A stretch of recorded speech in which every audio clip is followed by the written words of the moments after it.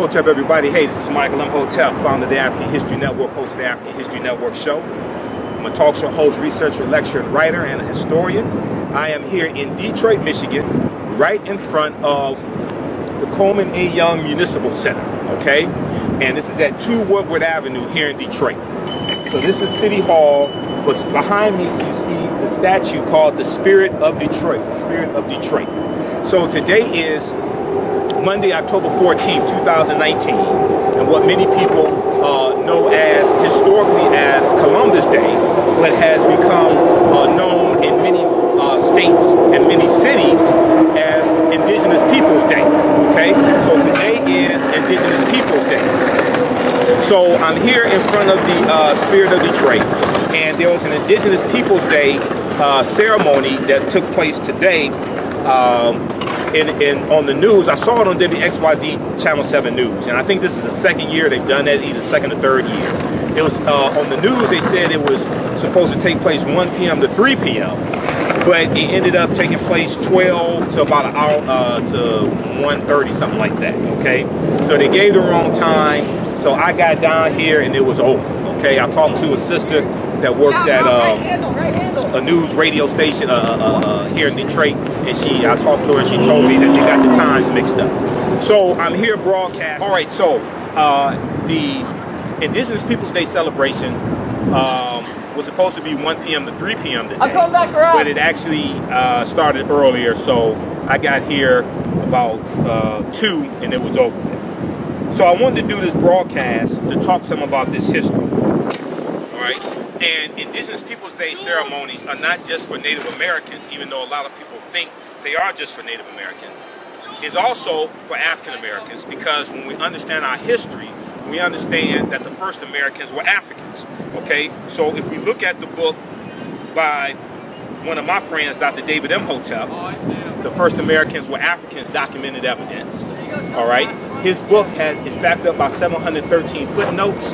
It's backed up by archaeological evidence and 7 peer-reviewed articles, which is the height of academia, and his book documents the African presence in this country that today we call the United States of America, going back at least 51,700 years ago, at least, and then also in South America, going back at least 56,000 years ago. And we're talking about the Khoisan. So the Khoisan come from Southern Africa.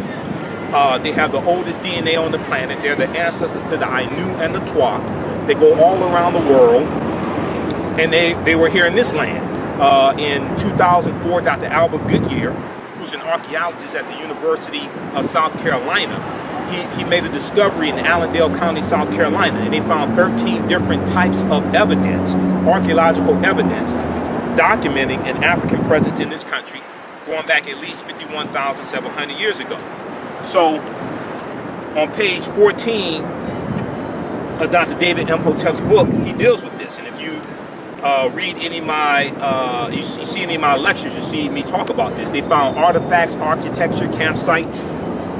So they found artifacts, architecture, campsites, carvings, footprints in lava, genetic M174D haploid groups dealing with DNA and genetics, linguistics, paintings, skulls, skeletons, structures, and tools. Okay, I basically have it memorized. They found 13 different types of evidence thoroughly documenting an African presence in this country going back at least 51,700 years ago. This is before the people who we call Native Americans even came into existence. Now, this is no disrespect to Native Americans. Those are our brothers and sisters, or as Dr. David Imhotep puts it, those are our children. The reason why is because Asians come to this land that we call the U.S. about 3000 BC. And the Africans and the Asians intermix, and they're offspring of who we call Native Americans. You're also going to have different groups of African people who were here, because we have been here continuously, at least 51,700 years. We're building mounds, pyramid mounds up and down the Mississippi River. There are about 1 million mounds in this land that we call the U.S., the contiguous United States. So I'm not talking about Hawaii and Alaska, even though there were African people there, like the Inuits in Alaska. I'm not talking about that. I'm talking about the contiguous United States, meaning connected, the landmass that's connected, okay? So we were all throughout this land. There were about 1 million mounds in this land. Today there are only about 100,000, okay? The early mound builders were African people. If you go to Wisconsin, there is a water park in Wisconsin called Wakanda. If you see my lectures dealing with the film Black Panther and showing how the film Black Panther relates to African history, African culture, African language, spiritual systems, etc., I talk about the Wakanda Water Park in Wisconsin. Wakanda is an ancient word. We find the word Wakanda in Native American languages like the Sioux Indian language and the Omaha Ponca Native American language. Wakanda means possessing secret powers. But Wakanda we know is a Bantu word. Bantu was a group of 500 African languages spoken in Southern Africa, spoken in East Africa like Kenya, spoken all the way going west like Cameroon, okay? So when we look at the word Kanda, K-A-N-D-A, Kanda is a Kikongo word, which means family, okay? In different African languages, you have the word Wakanda also, but we know it's a Bantu word. So Wakanda is an ancient word, but when we look at the Wakanda Water Park in Wisconsin, they have historical markers there that talk about the Indian mound builders. Okay, the Indian mound builders. Well, we know the early mound builders were Africans in this land. Cahokia in East Illinois, the S is silent. Cahokia in East Illinois is one of the largest, if not the largest, of those mounds that still exist. Okay, so the evidence is still there. We just have to understand the history. We don't understand this history. So when we have Indigenous Peoples Day celebrations, African people need to be there also. Yes, the transatlantic slave trade happened. I'm not saying it didn't happen, but you have to understand a chronology of history of the last 50,000 years that leads to the transatlantic slave trade happening. So when we look at, this is 2019, the 400th year anniversary of August 20th, 1619 in Virginia. It wasn't Jamestown, it's basically Point Comfort near Hampton, Virginia. When those 29 Africans on that White Lion pirate ship, when they come into Point Comfort, they're exchanged for food and water and supplies. But this is not, even though that did happen, African people have been in this land going back tens of thousands of years. If we look at just the Spanish colonies, the Spanish were here in this land going back to 1513 with Juan Ponce de Leon, the Spanish conquistador coming into Florida. Juan Garrido, G-A-R-R-I-D-O, Juan Garrido was of African descent. He was with Juan Ponce de Leon. So that is probably the first African we know of by name. This is 1513. 1526, the Spanish, who were the second ones to get involved in the transatlantic slave trade, the Spanish are taking Africans into the territory we today call South Carolina. That's 93 years before Jamestown, Virginia, August 20th, 1619. So even though Virginia or Hampton, Virginia, Point Comfort, even though that did happen in Virginia, right? That's not the first time we came to this land. So many people mark that as the first time Africans came into the British colonies, the 13 British colonies. But we were here tens of thousands of years before that. So we have to understand the chronology of this history. Then we also have to understand that the 800-year occupation of Europe by the Africans known as the Moors, who take the teachings from ancient Kemet, ancient Egypt, in the Nile Valley region of Africa. When they go into Europe in 711 AD, the Iberian Peninsula, today known as Spain and Portugal, because it wasn't Spain and Portugal then, they're taking the teachings into Europe, which brings Europe out of the Dark Ages. And when you understand this chronology of history, this is going to lead to the transatlantic slave trade happening, okay? The transatlantic slave trade is not something that just, I'm talking about Indigenous Peoples Day. Because when you read the first Americans were Africans documented evidence, you understand who the original Americans were. So I came down here for this. Yes, he said 1 to 3, but it ended early. Yeah. Press conference, yeah. So where is it taking place?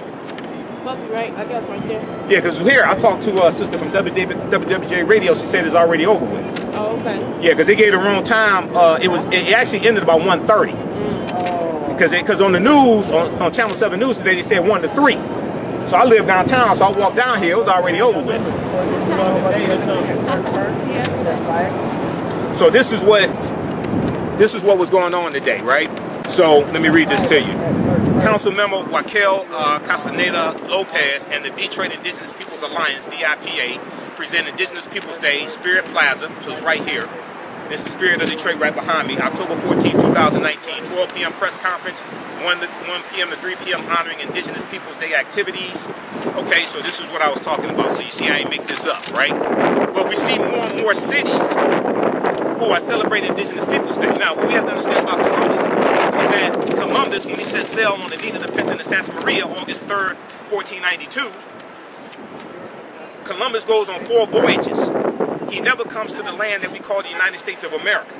He goes into the Bahamas. That's where he lands October 12, 1492. He called it San Salvador, which means Saint Savior. He said he named it after his Savior, Jesus the Christ, okay? But then he became a devil to the people and decimated the population. So you gotta read Dr. John Henry Clark's book. You gotta read Dr. Clark's book, Christopher Columbus and the African Holocaust, Slavery and the Rise of European Capitalism. Because Dr. John Henry Clark, one of our great Grandmaster Scholar warriors, he talks about the relationship between Columbus and his 4 voyages and the expansion of the transatlantic slave trade. Okay? So, here. All right, guys, I'll take care. All right, take care, sister. Yeah, you too. Christopher Columbus and the African Holocaust, Slavery and the Rise of European Capitalism by Dr. John Henry Clark. Okay?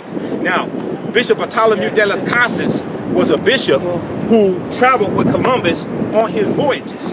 Bishop Bartholomew de las Casas. And de las Casas kept a diary. And he talked about what happened on those voyages. That diary was turned into books. Okay? One of them was Tears of the Indians. And there were 2 books that de las Casas wrote that I read in college. Okay? And it's going to be Bartholomew de las Casas in about 1517, who goes to King Charles V. And he tells King Charles V that the Native American population, or who we quote-unquote call Indians, they had suffered enough. Their populations have been decimated. And he suggests that the Spanish start to exclusively bring in and enslave African people. Okay? So then you're going to have the Asiento de Negro of about 1518, the Asiento. And the Asiento is issued by King Charles V, also called King Charles I. The Asiento is the license that the Spanish crown gave to other nations to supply Spanish colonies, Spanish territories with African slaves. That's the Asiento de Negros.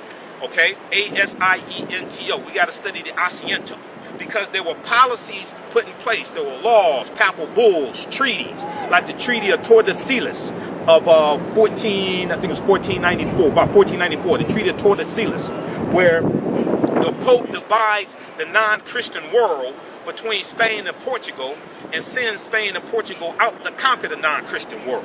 Because the Spanish and the Portuguese who had been fighting, they were fighting and killing each other over these new lands that were being conquered, okay, and the mineral wealth and the resources, because Europe is coming out of the Dark Ages. The bubonic plague had caused Europe to lose 1/4 to 1/3 of the population, somewhere between 25 million and 75 million people. The bubonic plague, the Black Death, hits in 1347, and it hits in spurts from 1347 to 1400. So, as Dr. John Henry Clark teaches us, Europe was land poor, people poor, and resource poor. And they're going out in search not just for spices and gold and silver and things like this, resources to rebuild Europe, but they're also looking for another source of sugar. This is one of the things Columbus was looking for. So when you see lectures from one of my teachers, Professor Kaba Hiawatha Kamene, who you see in the Hidden Colors documentaries, along with Professor James Small and Dr. Leonard Jeffries, they're all in Hidden Colors 5, the Art of Black Warfare, from Director Tariq Nasheed. When you see Professor Kaba in interviews I do with him, and you see lectures, he talks about how the Moors introduced sugar into Europe, and a lot of Europeans got hooked on sugar. So sugar comes from sugar cane. Sugar cane grows in warm climates, tropical areas.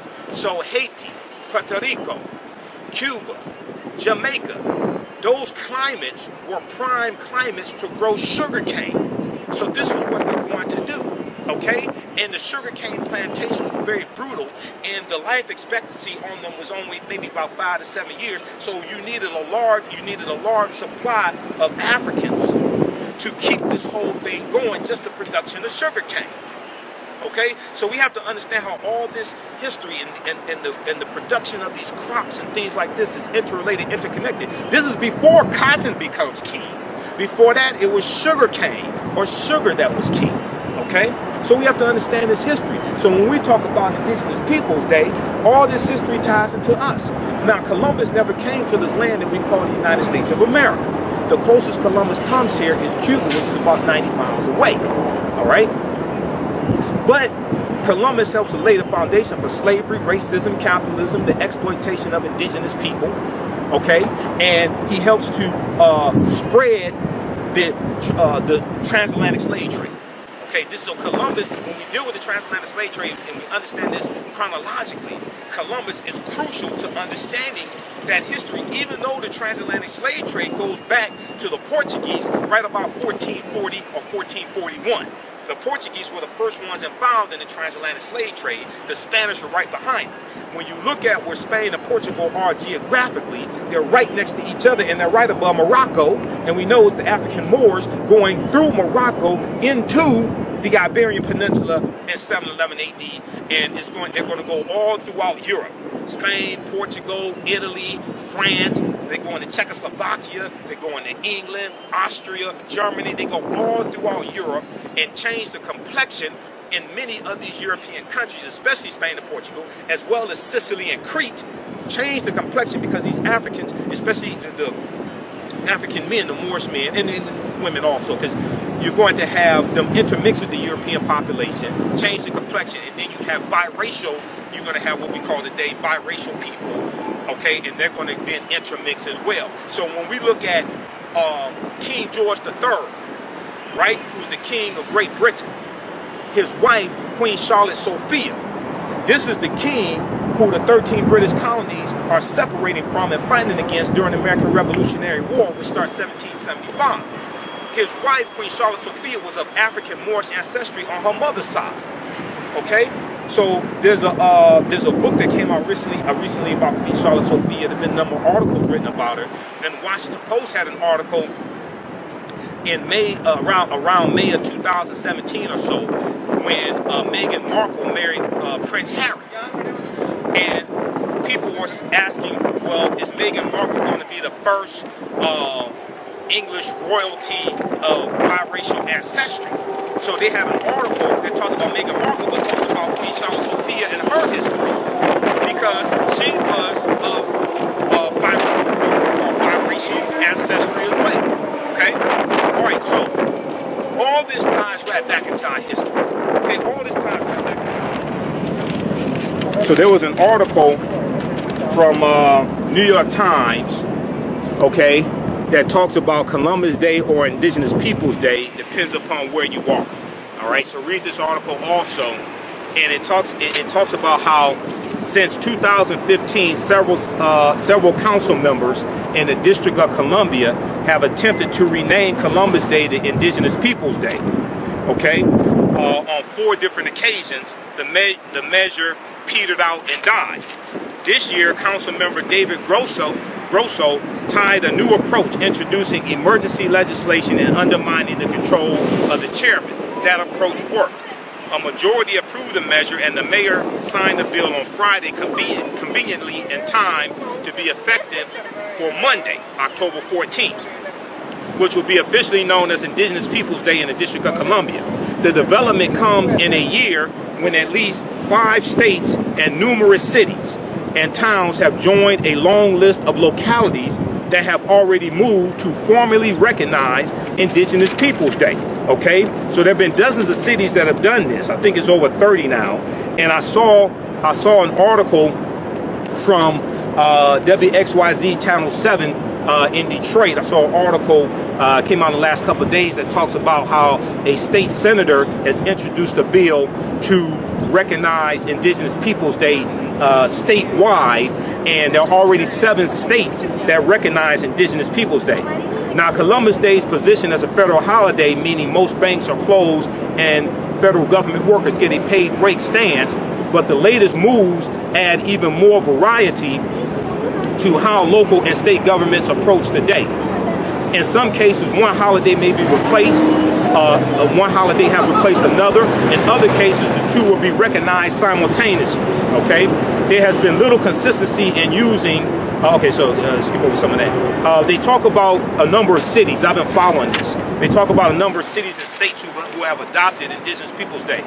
One town, so they talk about Maine and Vermont, which has passed a law this year renaming Columbus Day, and now the only New England states, and Maine and Vermont, which passed a law this year renaming Columbus Day, are now the only New England states to honor Indigenous Peoples Day. Wisconsin, the state will recognize Columbus Day and Indigenous Peoples Day simultaneously. We look at Dallas, okay. Local Native American leaders say a resolution signals progress, but was watered down. The Dallas City Council passed a resolution recognizing Indigenous Peoples Day, but Native American leaders who fought for it said it was whitewashed in the process. The final resolution eliminated a line that said honoring Columbus Day promoted intolerance. So a lot of people are saying honoring Columbus, who was a mass murderer, who inflicted genocide upon Native American people as well as African people. A lot of people are saying honoring Columbus is honoring a mass murderer, and they are correct. Okay? Not only that, Columbus never came to the land we call the United States of America. So that somewhere down here in downtown Detroit, there's a statue of, there's a bust of Columbus. Okay?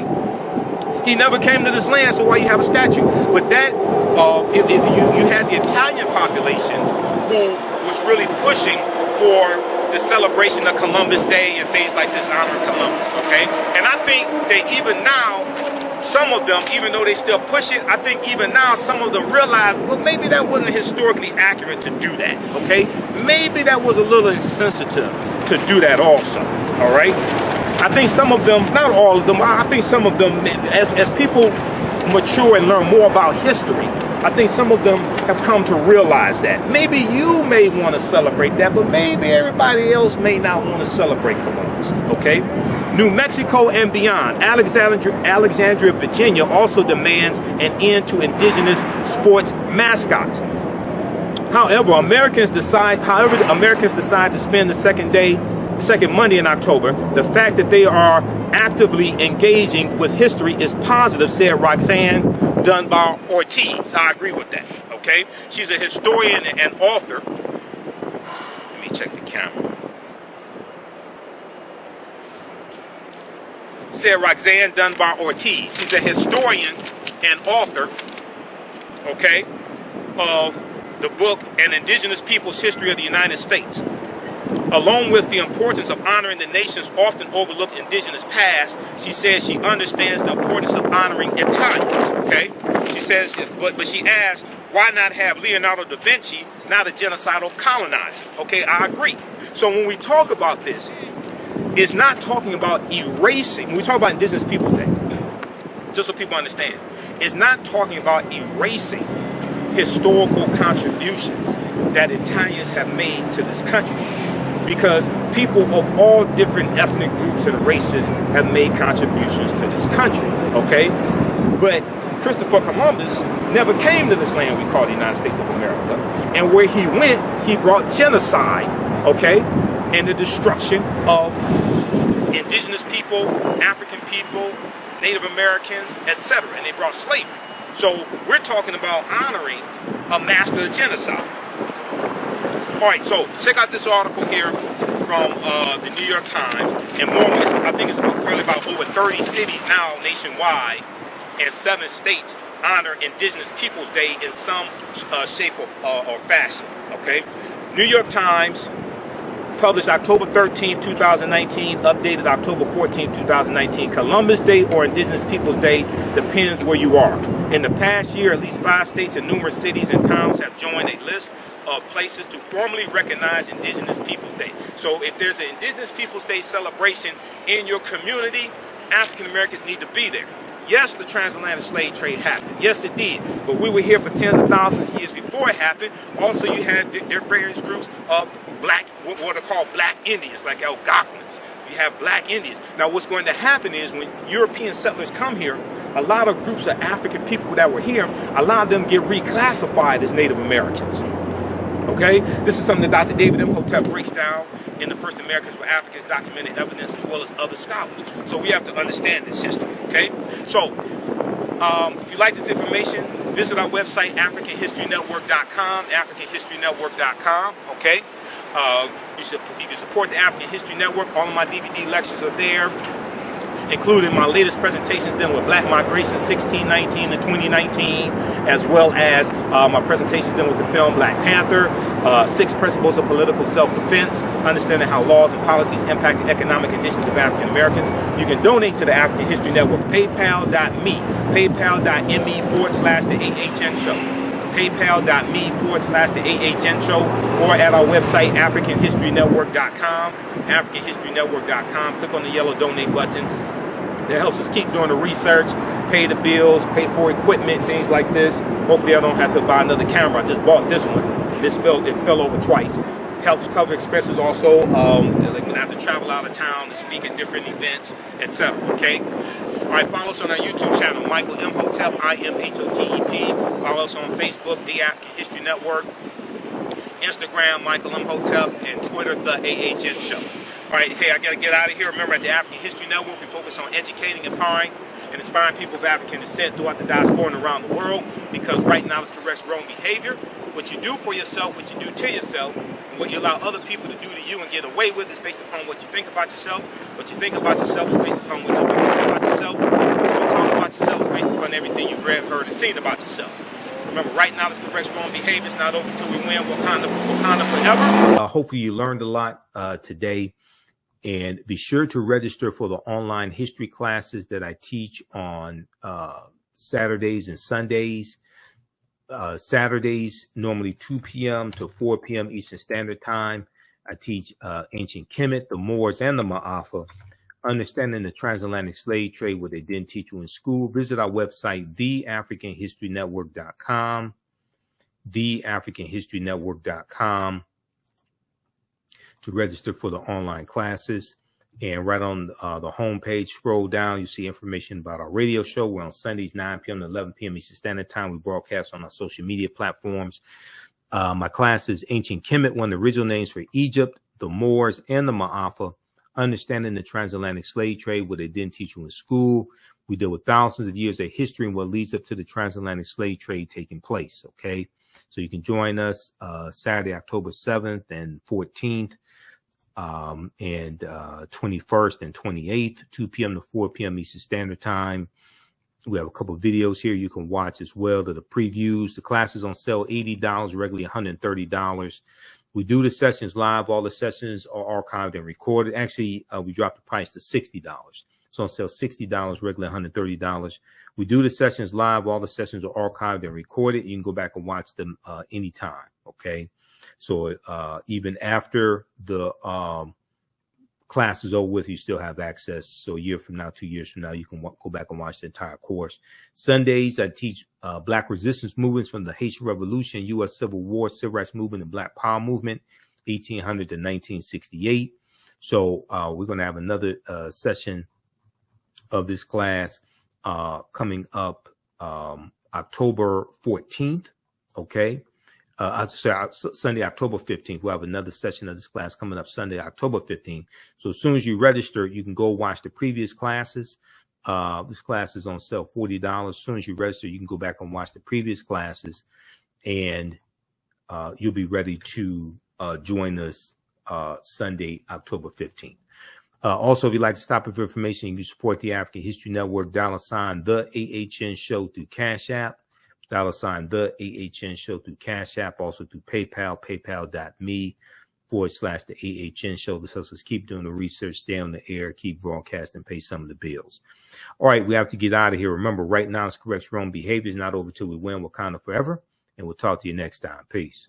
Is your child struggling with reading, writing, learning loss, and a culturally irrelevant curriculum?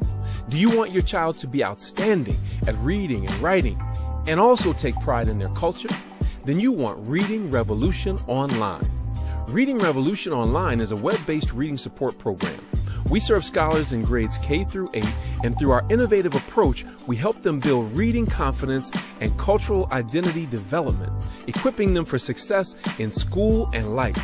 They learn about Black heroes and sheroes through captioned videos, reading selections, and other activities. Reading Revolution online is an experience for the whole family. Do it for the culture.